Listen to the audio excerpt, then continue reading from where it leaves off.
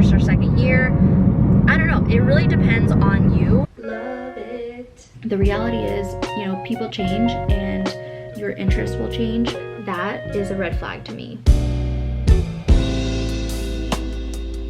Good morning, everyone, or whatever time that you're watching this. I'm gonna do a realistic teaching series, and this is part 3, I think. Yeah, this is part 3.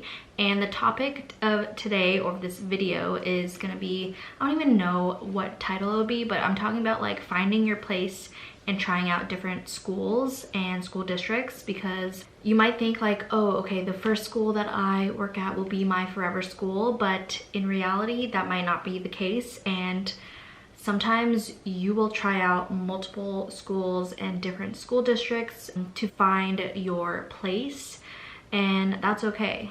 And I'll show you, like, you know, some PE teaching stuff. I am a PE teacher, so I'm gonna be showing some things about that. But the point of this realistic teaching series is I just want to show like that teaching isn't always what you see on social media. It's not like, you know, with the perfect looking classroom, the happy smiles from teachers and kids, and you constantly see the highs and barely seeing the lows when you watch like maybe day in the life teacher vlogs, or like on Instagram, like especially on Instagram, you will see these perfect looking classroom and like the perfect feed on Instagram.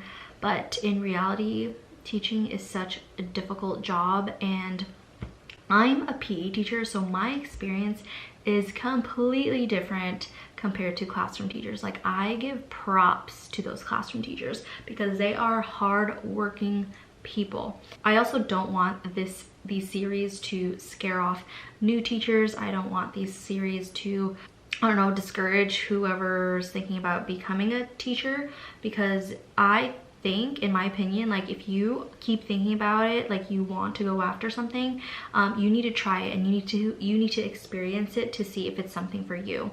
But I just want to be able to do a realistic teaching series because I want to talk about obviously the realistic things that teachers go through, but I will always advocate for teachers because they're so underappreciated, undervalued, underpaid. Yeah, I just hope that the people who are not in education, they watch these videos and they realize how much teachers, like how much hard work they put into for their students, for all of their students, because again, every student is different, so the teacher has to be able to think of different ways to engage that specific student. Anyways, I'm gonna show you my outfit first, and I'm gonna leave in 20 minutes. Or 20 minutes. I actually don't even know what lesson plans I'm doing today. I haven't even opened my lesson plans. I don't like to do it during the weekend because the weekend is my weekend, you know? So when I get to work, I'll look into my lesson plans. Like, it's all planned out and everything, I just don't know what it is. But let me show you my outfit because I think it's so cute, in my opinion. Outfit of the day. Wearing this sweater, half zip sweater. And I love this because it has the the scrunch thing, and then my Adidas pants and my Converse, my high top Converse. And then I need to change my battery because it's about to die. It's so hard to leave you, so hard to leave you. You're the cutest thing ever. I will see you later. Usually I like to go to work like 30 minutes before I have to be there. Like, I like to leave at 7:30. So yeah, Brandon usually leaves later than I do. His work is not far either. He usually leaves like 7:50. So I'm gonna leave you, buddy. I'm gonna leave you. I'll see you later. All right, so the topic today, like I mentioned earlier, is finding a place for you when it comes to teaching. And this can take a long time. It can take like literally maybe your first or second year. I don't know, it really depends on you. And each school, even if it's the same school district, each school will have a different vibe, and you will learn which one you will like best, and you will figure out, you know, what will feel like home to you, or what you're most comfortable. Because I didn't know this until I became a teacher. Like, I came from a small town. So I just assumed that all schools are the same, but the same thing with offices or any other job. It could be the same company, but if you work at maybe one location, it will have a different vibe, and you might not like that one compared to the same company but a different location, a different office. So it really depends on who you work with and how supportive your manager, how supportive your admin is. And I will talk more about that later in the video. But yeah, I'm heading to work right now, and I'm gonna prep some equipment. I don't even know what activities I'm doing, so I'm gonna prep that, and then I'll talk more about finding the right schools for you. And I'll also talk about like red flags in schools, because there are definitely red flags.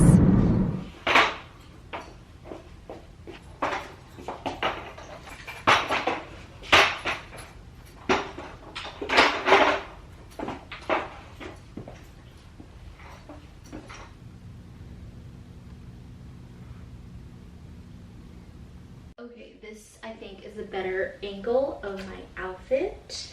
There it is. Love it.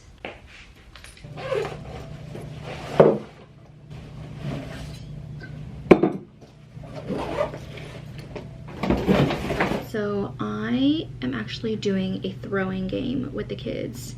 The first thing that we're gonna do is we're gonna do mystery tag, and for mystery tag I have mats set up and they're standing up, you know, around the gym, and I'm gonna have 2 taggers for my 3rd grade to 5th grade. If there's 2 taggers, and then the 2 taggers are hiding behind one of the mats and the rest of the kids are not looking, and then once I tell them they can look, that's when they're able to run across the gym without getting tagged by the mystery tagger. But if they do get tagged, they become a mystery tagger. If I see them purposely wanting to get tagged, they're not going to be a tagger, because I want them to try to not get tagged. And then with my kinder to 1st or kinder to 2nd, we're still doing mystery tag, but I'll have 2 taggers, and instead of becoming a mystery tagger, if they get tagged, they'll do 3 different exercises near the wall, and then they're back in the game. So that's for our warm-up. And then our main activity is called shipwreck, and if you don't know what shipwreck is, I'll put in like the information over here on how to play that game. But same thing, I have 4 mats, and I have targets in each corner of the mat, and the kids who are on the mat are the throwers, and then I'll have some kids on the scooters, and the people who are on the mat, they can't leave. So the people on the scooters, they have to bring the balls back to the people on the mat. Basically, the goal is to knock the other team's targets. Okay, finding your place in teaching. Now that can be in specific schools or even teaching positions. So for example, I know there are some teachers who went from elementary to middle school, or middle school to high school, or high school to elementary. You got to figure out what works for you. I remember one of the teachers told me that she started her teaching career in high school, and then she realized that she did not vibe in high school, and then once she went to elementary, then she figured out like she loved it. She didn't even think about teaching like younger kids. If she didn't try it, she wouldn't have known. And ever since she tried that out, she's been a teacher for 20+ years. I have another coworker who started his teaching career as a classroom teacher, and then later on he wanted to be a PE teacher. So making that change, making that switch teaching position, you might have to do that in order to find your place in teaching. If you want to stay in teaching, you will know too like what you will like better. I like, even when elementary, I prefer teaching the younger kids. I love like my kindergartners. Like the kindergartners are so cute. I mean, it really depends on the class too, because I have amazing 5th graders as well. Like I would teach 5th grade if I had this 5th grade group all year in all the classes, you know? It just really depends on the group and the class. In order for you to figure out what you like, you need to try different things. Or if you just know you just don't vibe with older kids or younger kids, maybe you end up liking history or teaching history instead of science, you know? But the reality is, you know, people change and your interests will change, but you'll figure out a place for you. And I know one teacher, my previous coworker, he likes to switch every 3 to 5 years, or maybe every 4 years.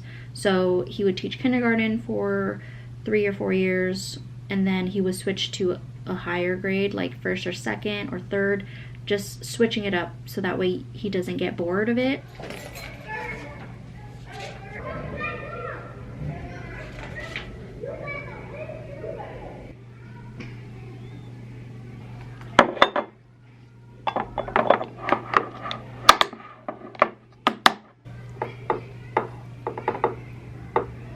Good morning, everyone. It is Tuesday, and the last time I vlogged was my lunch, because after that I'm just like over it, because yesterday I was exhausted. Let me just tell you that I was just done. Yeah, I just can't. I honestly can't wait until this day is over. I just want to go home and chill and just relax with Miko and Brandon and just have a relaxing time. But anyways, going back to finding your place in teaching, like I mentioned, every school is different and each school is known for something. So for example, there can be a school known as like the country club type of school. It really depends on the neighborhood too, like where that school is placed and the socioeconomic background and all that stuff. Country club school is known for that because lots of parents support PTO, and they always give a lot of money to the schools, which is awesome, right? It's great. There's also a school that can be known as the chaotic, lots of behaviors, just like a disaster type of school. Each school is different, so you have to figure out yourself like which school will fit for you. And again, I didn't know this about this, the support, the funding, all that stuff. I don't know. They say the funding is equal to all schools, but I don't think so. Again, it really depends on the school, what they offer, the neighborhood, so many factors. You figure out where you want to be placed. Sometimes some teachers will have to have an involuntary transfer, meaning they are placed where they need to be placed, even though if they don't want to. Because again, if you sign that contract, the district can place you anywhere they want, that they need. And that's like one of the cons about it. Thankfully that didn't happen to me yet. If that happened to me and if it's like a place that I don't want to be at, I'm just not gonna do it. Like, I'd rather quit. I love my school right now, and I have supportive admin, we do have like some behavior EAs, behavior specialists, and they're so quick. When you need them, they come for you. So that makes a difference too. If you don't have supportive admin, supportive behavior, or like just people to help you out, I feel like that's a red flag. That's definitely a red flag. I used to have a coworker that was at a school and no one would show up when she needed help. No one would show up to, you know, just help her out when things went sideways. Even like the second school that I went to, like they were always on top of it and they came really fast. So that makes a huge difference, like huge difference. So you gotta have supportive admin and just like people to help you out no matter what. So if you don't have supportive, understanding admin or just nice coworkers in general, then definitely try a different school, because again, each school has a different vibe. And that's the realities of, you know, just not just like in education, but in any job. I think I mentioned yesterday, like you can work in the same company, but they will have different vibes, different people, of course, and different managers, of course, in different offices. So you have to figure out what works for you and what's best for you. Holy freaking cow. You guys, my afternoon was insane. I was so overwhelmed and overstimulated. Oh my gosh. It was like, I was just taking deep breaths. But towards the end of class, I had one of my classes, I had them clean up. But while we were cleaning up, I had like 10 kids, like no joke, surrounding me, asking questions or telling me that they need water or they need a band-aid, you know, all the things. And I got so overstimulated. I was like, go to your dot, like everyone go to your dot. And I was letting them know like how many Mrs. Molly's do we have in class? And they were like, 1. I was like, yes, there's 1 of me. And if 10 of you come at me at the same time, it's overwhelming.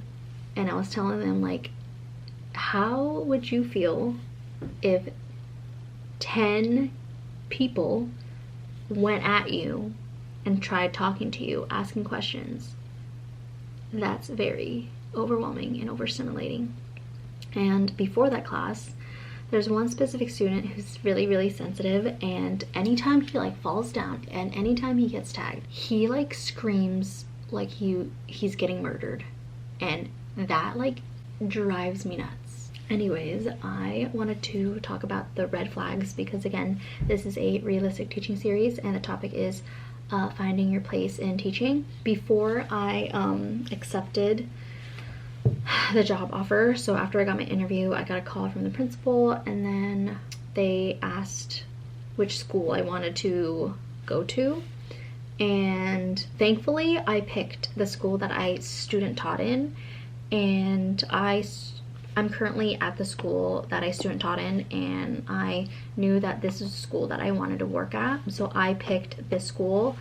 And the past few years I've been going to 2 different schools. This is actually the first year of being full-time here, and they're like, okay, you can be at this school, but you would have to be at a different school as well, or you can just be in one school.